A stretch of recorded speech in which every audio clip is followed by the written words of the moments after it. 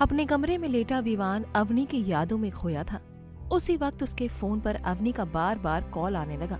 आखिर तंग आकर उसने फोन उठाया और गुस्से को दबाते हुए बोला, मैडम, आखिर आपको परेशानी क्या है? मैंने अभी तो मैसेज किया था कि मुझे 2 घंटे की फुर्सत चाहिए। दूसरी तरफ से अवनी उससे भी ज्यादा गुस्से में चिल्लाई, विवान मल्होत्रा, क्या समझ रखा है तुमने खुद को? मैंने सुबह ही कहा था कि मुझे भूख लगेगी तो खाना तुम बनाओगे। दोपहर को मैंने बाहर खा लिया था, पर अब तुम्हें ही बनाना होगा। विवान ने बात टालने की कोशिश की। मैडम, प्लीज समझने की कोशिश कीजिए, कल से पक्का बना दूंगा। अभी मुझे सोने दीजिए, मेरा पीछा छोड़िए। इतना कहकर उसने फोन काटना चाहा।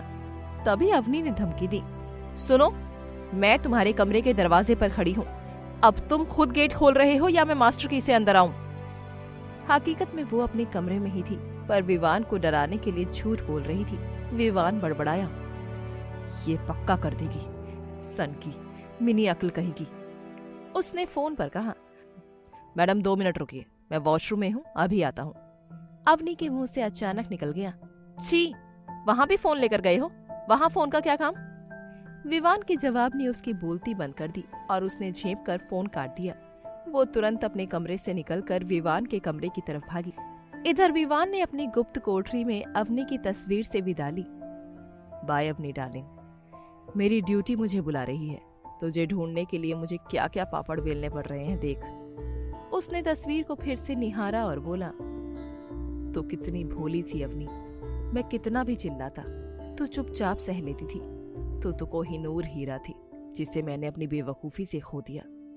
उसने गुप्त दरवाजा बंद किया और बाहर आया। कमरे से बाहर निकलते ही उसने देखा कि अवनी बड़े रौब से उसकी तरफ आ रही थी।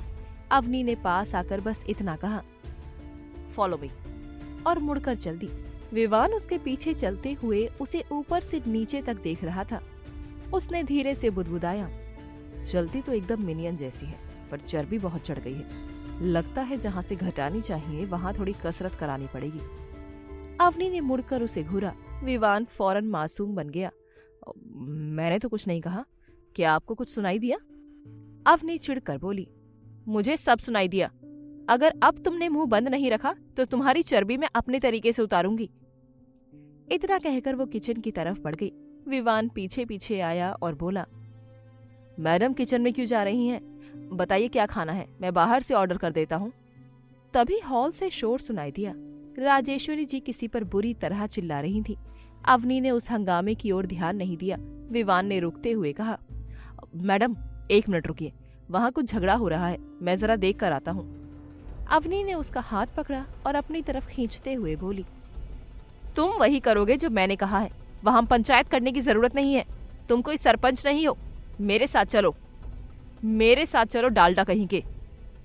अगर अवनी की जगह कोई और होता तो विवान उसका सिर फोड़ देता, पर रंजीत मामा को दिए वचन और अवनी की इन छोटी छोटी शरारतों में छिपे मजे की वजह से वो खामोश रहा।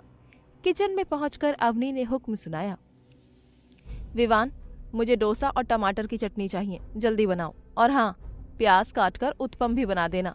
Come on, quick. वो किचन के स्लैब पर ही चढ़कर बैठ गई और पैर हिलाने लगी। विवान ने बहाना बनाया, पर मुझे माँ से पूछना पड़ेगा कि कैसे बनता है। अवनी ने उसे हकीकत का आईना दिखाया। बाहर तुम्हारे बड़े भाई समीर आए हैं, साथ में सीता और आर्यन भी है। सीता के गले में मंगलसूत्र है और तुम्हारी माँ उन्हें कच्चा चबाने को तैयार है। अब अगर तुम इस माहौल में जाकर अपनी माँ से टमाटर की चटनी की रेसिपी पूछोगे तो तुम्हारे सिर की चटनी बन जाएगी, समझे? उसने ठंडी आह भरी और बुदबुदाया, कहाँ मैं एक खूंखार डॉन जैसा था और कहाँ ये मुझे टमाटर की चटनी के लिए टॉर्चर कर रही है। मेरा वक्त ही खराब है। अवनी ने मजाक उड़ाया, शक्ल तो तुम्हारी अब भी डरावनी ही है। सच कहूं तो रात को मुझे अपने पास गंगाजल और नीम के पत्ते रखकर सोना पड़ेगा ताकि तुम्हारे साए से बच सकूं। विवान का पुरुष अहंकार जाग गया, क्या मैं वाकई इतना बुरा दिखता हूँ? तुम्हें पता है मेरे पीछे कितनी लड़कियां पागल थीं? वो साक्षी तो। साक्षी का नाम सुनते ही अवनी का खून खौल उठा। उसने पास पड़ा ओखली का पत्थर उठाया और विवान के सिर पर मारने ही वाली थी कि विवान ने उसका हाथ पकड़ लिया। इतनी हिंसा क्यों? मैं तो बस बात कर रहा था। अवनी चिल्लाई, मैंने तुम्हें डोसा बनाने को कहा था, साक्षी का बखान करने को नहीं। उसे वो दिन याद आ गया जब विवान ने साक्षी की वजह से उसे जलील किया था। विवान ने चेतावनी दी, देखो मैडम, मैं बहुत सब्र दिखा रहा हूँ, अगर मैं अपनी वाली पर आ गया तो। अवनी किचन स्लैब से नीचे कूदी और उसके एकदम करीब जाकर खड़ी हो गई। क्या कर लोगे तुम? हाँ, क्या कर लोगे? दोनों के बीच की दूरी बहुत कम हो गई थी। अवनी गुस्से में और करीब आती गई। विवान का दिल कह रहा था कि उसे चूम ले, पर दिमाग कह रहा था कि मत कर, ये पागल लड़की पता नहीं क्या कर देगी। पर आखिर में दिल की जीत हुई। विवान ने झुककर अवनी के होठों को अपने कब्जे में ले लिया। अवनी जो अब तक गोलियां बरसा रही थी एकदम शांत हो गई। खामोशी ने वहां कब्जा कर लिया। ये सब अचानक हुआ था, पर अवनी सालों बाद अपने पति के स्पर्श को महसूस कर रही थी। विवान जो नहीं जानता था कि ये उसकी अपनी अपनी है, उस चुंबन के एहसास में खो गया। तभी पास खड़ी पवित्रा के हाथ से पानी का जग नीचे गिर गया। उस आवाज से दोनों अलग हुए। विवान को झिझक हुई। उसे लगा कि उसने अपनी एक पत्नी व्रत की कसम तोड़ दी है। उसने तुरंत माफी मांगी। रियली सॉरी, मैं चाहे जैसा भी हूँ, पर लड़कियों के मामले में मैं हमेशा अपनी मर्यादा में रहता हूँ। पता नहीं ये कैसे हो गया। अवनी को खुद पर गुस्सा आया कि उसने उसे ऐसा करने दिया। उसने पास पड़ा करछुल उठाया और विवान को पीटने लगी। तुम्हारी हिम्मत कैसे हुई मुझे चूमने की? अब देखो मैं तुम्हारा क्या हाल करती हूँ। विवान अपनी जान बचाकर किचन से बाहर भागा और भागते भागते पवित्रा से जा टकराया। पवित्रा ने अपनी आंखें मली।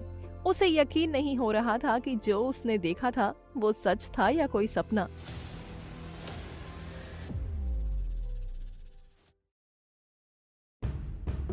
अवनी के उकसाने पर विवान ने भावनाओं में बहकर उसे चूम लिया था। अवनी भी एक पल के लिए सब कुछ भूलकर उस एहसास में खो गई। पर जैसे ही पवित्रा के आने से उसे होश आया, उसने पास रखी करछुल उठाई और विवान को दौड़ाना शुरू कर दिया। हॉल में जहां इतनी बड़ी टेंशन चल रही थी, विवान अवनी से बचने के लिए सोफों और कुर्सियों के इर्द गिर्द चक्कर काट रहा था। विवान हांफते हुए बोला, देखो, मैंने जानबूझकर कुछ नहीं किया, बस अचानक हो गया। मैंने माफी भी तो मांग ली है ना। अब रुक जाओ तान्या, वरना अगर मुझे गुस्सा आया तो मैं नहीं देखूंगा कि हाथ में क्या है और मैं दे मारूंगा। अवनी चिल्लाई, रुक जाओ पार्ट टाइम साइको, तेरी हिम्मत कैसे हुई? वो उसे पूरे हॉल में दौड़ा रही थी। वहां मौजूद बाकी लोग अवाक होकर इन दोनों का टॉम एंड जेरी वाला खेल देख रहे थे। दूसरी तरफ अभिषेक अभी भी मीरा के पैरों के पास बैठा था। मीरा वहां से हटने की कोशिश कर रही थी, पर अभिषेक अड़ा हुआ था। जब तक तुम मुझे माफ नहीं करोगी, मैं यहाँ से 1 इंच भी नहीं हिलूंगा। वहीं पास में फर्श पर गिरे हुए पुष्कर की कमर पर आशिका की नन्ही गुड़िया आकर बैठ गई थी। पुष्कर दर्द से करह रहा था। तभी विघ्नेश अपने कमरे से बाहर आते हुए बुदबुदाया, एक किस तक नहीं करने देते। अपनी बीवी को प्यार करने जाओ तो ये नमूने बीच में आ जाते हैं। आशिका उसके पीछे आई और बोली, रोमांस बाद में कर लेना, तुम्हारा जिगरी दोस्त वहां चिल्ला रहा है। विवान भाई ने पक्का कुछ किया होगा, चलो बाहर। विघ्नेश मजाक में बोला, पर एक किस तो बनता है ना, बहुत दिनों से सूखा पड़ा है। उसने आशिका के करीब जाने की कोशिश की। आशिका ने भी अपनी आंखें मूंद ली। तभी विलन की तरह पुष्कर की आवाज आई, कोई तो बचाओ, ओए विघ्नेश, ओए कृष्णा, कहाँ मर गए सब? मेरी जान निकल रही है। अभिषेक ने झल्ला कर कहा, अबे थोड़ा धीरे नहीं चिल्ला सकता? यहाँ मैं अपने प्यार को मना रहा हूँ और तेरी आवाज की वजह से मेरी बातें उसके कान तक नहीं पहुँच रही। पुष्कर ने चिढ़कर जवाब दिया, चिल्लाने में धीरे क्या होता है बे? दर्द हो रहा है तब आवाज निकल रही है। पहले इस गुड़िया को मेरी पीठ से उतारो, और मीरा तुम इसे माफ कर दो, वरना मेरी कमर अलग हो जाएगी। गुड़िया को शायद पुष्कर का चिल्लाना किसी गाने जैसा लग रहा था, इसलिए वो उसकी पीठ पर बैठकर और उछलने कूदने लगी। आशिका और विघ्नेश बाहर आए। विघ्नेश ने अभिषेक को जमीन पर लेटे देख पूछा, अबे तू अभी तक वहां पड़ा है क्या? राजा साहब अभी तक नहीं उठे? अभिषेक ने मायूसी से कहा, इसने अभी तक माफ नहीं किया भाई। तभी सबकी नजरें घर के मुख्य दरवाजे की तरफ मुड़ गई। वहां विष्णु, सीता और आर्यन खड़े थे। विष्णु ने सीता से पहले ही कह दिया था कि मंगलसूत्र बाहर दिखना चाहिए। सीता ने टोकते हुए कहा, मैं क्या कोई नुमाइश की चीज हूँ जो सब मुझे देखेंगे? मैं इसे पल्ले से ढककर ही रखूंगी। विष्णु ने उसके कान के पास झुककर फुसफुसाया, क्यों, क्या कमरे वाला डेमो फिर से दूं? राजेश्वरी जी की नजरें उन तीनों पर जम गई थी। तभी कृष्णा बाहर आया और विष्णु को देख उससे लिपट गया। भाई तू आ गया और भाभी भी आई है, वाह आज तो घर में मेहमानों की बाढ़ आ गई है। राजेश्वरी जी ने कड़क आवाज में पूछा, ये सब क्या है विष्णु? क्या उस लड़की के गले में ये धागा और मांग में सिंदूर तुम्हारी वजह से है? विष्णु ने गर्व से सिर उठाकर कहा, इसमें आपको कोई शक है क्या माँ? क्या मुझे ये अलग से बताने की जरूरत है? राजेश्वरी जी चिल्लाई, मैंने फोन पर क्या कहा था तुमसे? विष्णु ने तुरंत बात संभालते हुए नौकर को बुलाया और कहा, आर्यन को ले जाओ और गार्डन घुमाओ, वो जो गुलाब के पौधे लगवाए थे उसे दिखाओ। आर्यन बाय कहकर चला गया। उसके जाते ही विष्णु अपनी माँ से बोला, माँ जो भी कहना है सोच समझ कर कहिएगा, एक बार जुबान से शब्द निकल गए तो वापस नहीं आते। माँ ने गुस्से में कहा, मैंने तो कहा था कि तेरी और मीरा की शादी होगी। ये सुनते ही अभिषेक बिजली की तरह फुर्ती से खड़ा हुआ और बोला, सुनिए आंटी, मीरा मेरी अमानत है, वो माने या ना माने सच यही है। मैं उसके मान जाने तक इंतजार करूंगा, पर आप उसे इस सब में मत घसीटिए। उसने मीरा का हाथ पकड़ा पर मीरा ने हाथ झटक दिया और चुपचाप खड़ी रही। विष्णु ने अपनी माँ से कहा, माँ मुझे मेरी खुशियां मिल गई हैं, मैंने सीता को अपना लिया है, अब आपको क्या समस्या है? राजेश्वरी जी ने कहा, मुझे कोई समस्या नहीं है, पर मुझे लगा कि तूने इस लड़की को मजबूर किया होगा। सीता ने बीच में टोकते हुए कहा, आंटी इन्होंने मुझे मजबूर नहीं किया, मैंने आपकी फोन वाली बातें सुन ली थी, हम आपकी जायदाद के लिए नहीं आए हैं। विष्णु का दिल साफ है, इसलिए मैं उनकी पत्नी बनकर यहाँ खड़ी हूँ। मैं आपको लिख कर दे सकती हूँ कि मुझे और मेरे बेटे को आपके धन दौलत का 1 रुपया नहीं चाहिए, मेरे पास अपना सब। सीता की ये खुददारी देख राजेश्वरी जी का दिल पिघल गया। उन्होंने आगे बढ़कर सीता को गले लगा लिया और बोली, बेटा मैंने ऐसा कुछ नहीं कहा था, क्या मैं कोई टीवी सीरियल की खड़ूस सास हूँ? मेरा बेटा 3 साल से तेरे इंतजार में सूखा जा रहा था, तुम मान नहीं रही थी, इसलिए मैंने सोचा कि मीरा से ही उसकी शादी करवा दूं। क्या तुम मुझे गलत समझ रही है? विष्णु और बाकी सब राजेश्वरी जी की इस पलटी को देखकर हैरान थे। माँ अब सीता को अपनी बहू मान चुकी। तभी रसोई से विवान को करछुल लेकर दौड़ाती हुई अवनी बाहर आई। आते ही अवनी की नजर सीता पर पड़ी। सीता उसे पहचानने की कोशिश कर रही थी।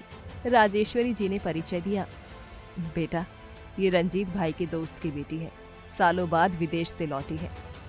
अवनी ने रिलैक्स होकर पूछा, क्या शादी हो गई? विष्णु ने सिर हिलाया। अवनी ने हाथ बढ़ाते हुए कहा, कॉन्ग्रेचुलेशंस भाई। विष्णु उसे अजीब नजरों से देखने लगा। अवनी ने सीता से भी कहा, बधाई हो भाभी। फिर वो करछुल हिलाते हुए बोली, अभी मुझे एक नमूने को सीधा करना है, तो मैं बाद में मिलती हूँ। और वो फिर से विवान के पीछे भागने लगी।